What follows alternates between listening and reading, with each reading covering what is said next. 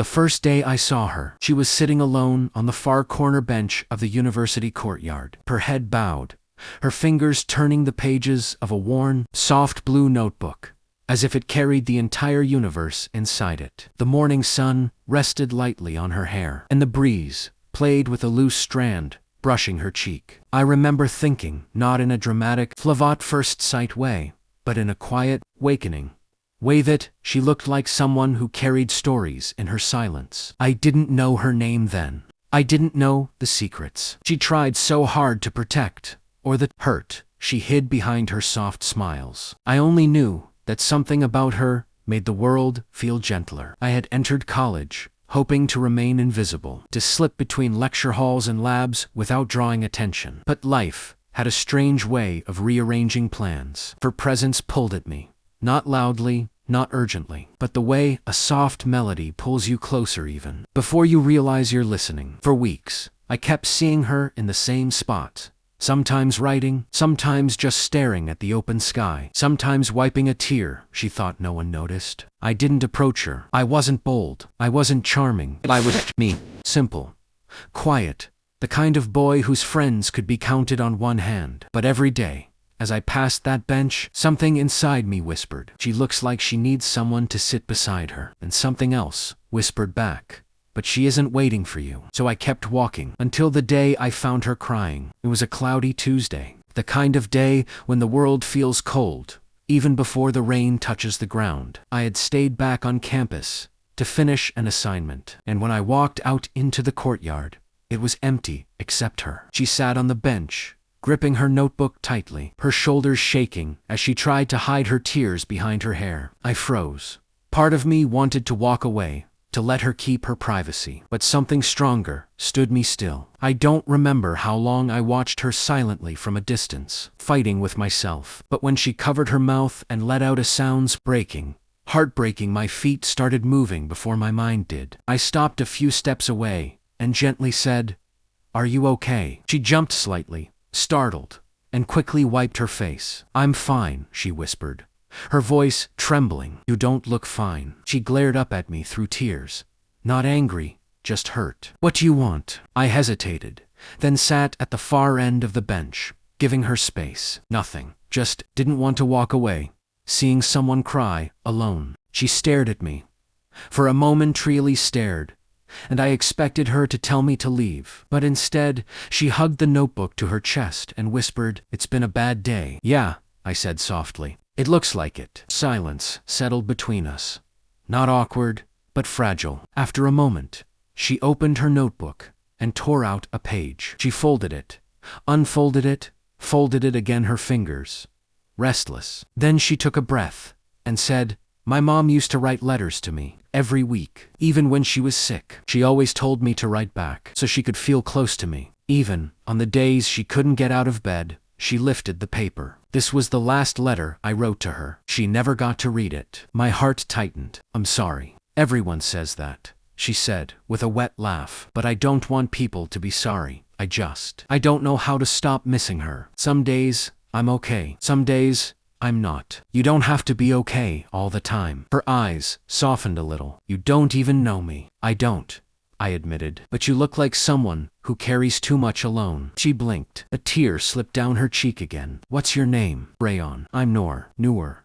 Her name felt like it's me. That was the beginning. We didn't become friends instantly. We didn't start talking every day, or sharing secrets overnight. But from that day on, whenever she sat on that courtyard bench, I found myself drifting toward it too. Sometimes we exchanged polite nods. Sometimes we shared quiet space. Sometimes she wrote while I read. Sometimes I studied while she stared at the sky with that faraway look that made me wonder about the stories she kept locked inside her soft blue notebook. Weeks passed gently, without force, without expectations. Our friendship grew like dawn, slow, warm, beautifully inevitable. The first time she laughed with me, really laughed, was when I accidentally spilled coffee on my shoe and yelped so loud the birds flew off the nearby tree. She laughed until she couldn't breathe, and for the first time since meeting her, I felt the weight she carried slip off her shoulders,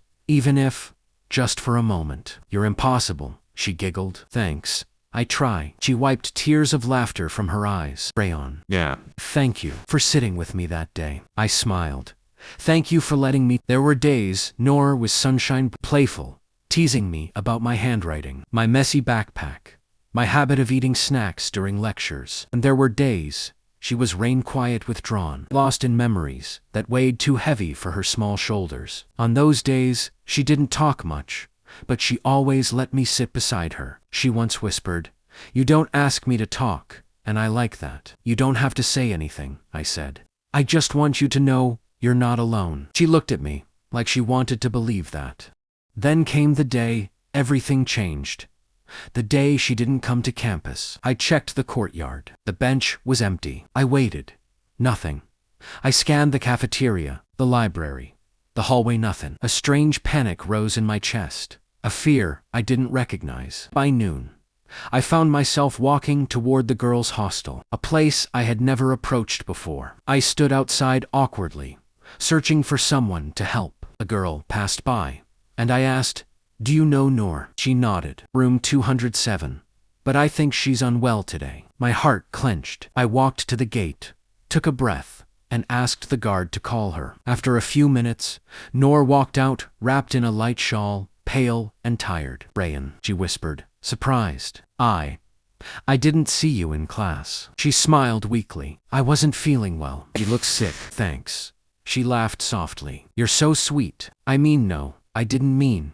I just..." She giggled. "Relax. I know what you meant. Can I walk you to the clinic?" No, I'm just tired. I'll be fine." I hesitated. "Can I at least sit outside until you're better?" "Rayyan," she whispered, her eyes softening. "Why are you so kind to me?" I swallowed. "Because I don't want you to be alone." That was the first day she truly let me into her world. Later that evening, she came out again with a cup of tea and sat with me on the hostel steps. The sky was turning orange, and the wind carried the soft scent of winter. "Do you want to know something?" she murmured. "Anything." "When my mom died, I promised myself I wouldn't get close to anyone, because losing someone hurts worse than loneliness." I watched her carefully. "Do you still believe that?" She looked at me deeply, steadily, with eyes that reflected a quiet war inside her. "No," she whispered. "Not anymore." My heart fluttered. From then on, Noor began letting me see parts of her she kept hidden from everyone else. She told me about her mother's illness, her father's long work hours, the nights she cried herself to sleep because she feared forgetting the sound of her mother's voice. And every time she spoke, I listened. Not to fix her, not to advise her, just to carry a little of her pain with her. One windy afternoon, while we sat beneath the huge Naimi tree near the campus gate, Noor suddenly said, "I miss being loved." "You are loved," I said gently. "By who?" I opened my mouth, but nothing came out. I didn't know if I had the right to say what my heart felt. She stared at me, waiting, hoping maybe, and for a moment, the world froze. I whispered, "By more people than you think." Her eyes softened, but she didn't push. She simply rested her head on my shoulder for the first time, and my heart felt like it was learning a new language, the language of her quiet trust. Days grew into weeks, and Noor grew into the most precious part of my world. We studied together in the library, shared lunch under the big trees, walked slowly across campus after classes, often without talking. Sometimes she would look at me with a strange tenderness and say, "You make hard days feel softer. You make ordinary days feel like they matter."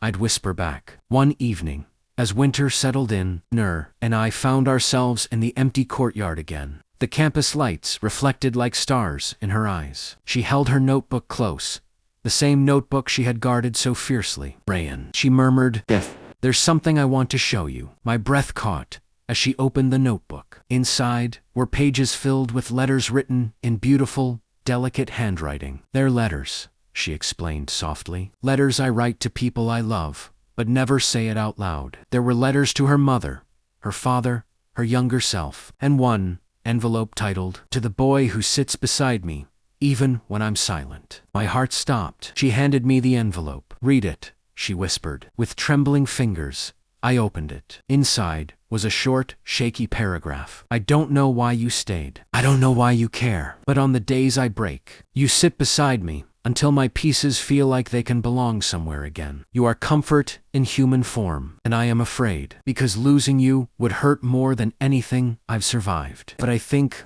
I'm falling for you. Slowly, quietly, hopelessly. My eyes lifted to hers. She looked terrified. I didn't give you that to pressure you, she whispered. I just wanted you to know that you helped me breathe again. I stood, walked to her slowly and gently cupped her trembling hands. Noor, I whispered. I've been falling for you from the moment you cried on that bench. Her breath hitched. You don't have to be perfect, I said, my voice breaking. You don't have to be strong all the time. You don't have to hide. Just let me stay. With tears streaming down her cheeks, she whispered, I'm scared. I brushed her hair from her face. I'll hold your fear with my hands. She leaned forward, her forehead touching mine. And in that moment, the world didn't need words. Under the soft glow of campus lights, with her tears soaking my shoulder and her hands gripping mine, Noor whispered the words that stitched themselves into my soul. Stay, Rayyan. I'm yours, I whispered back. I'm staying. From that night onward, we didn't rush. We didn't dive into a whirlwind romance. Instead, we learned each other gently. Her laugh, her fears, her quiet needs, my clumsy jokes, my patient silence, my slowly blooming courage. We grew into each other, like roots intertwining under soft soil. Noor healed in small steps, and I became her safe space. And she became the warmth I didn't know I needed. Months later, on the same bench where we first spoke, she held my hand and said, You're the first person I've loved after losing everything. I smiled. You're the first person who made me brave enough to offer everything. She rested her head on my shoulder. I kissed the top of her hair, and in a soft voice, meant only for her, I whispered, Your heart is safe with me. And she whispered back, You are home.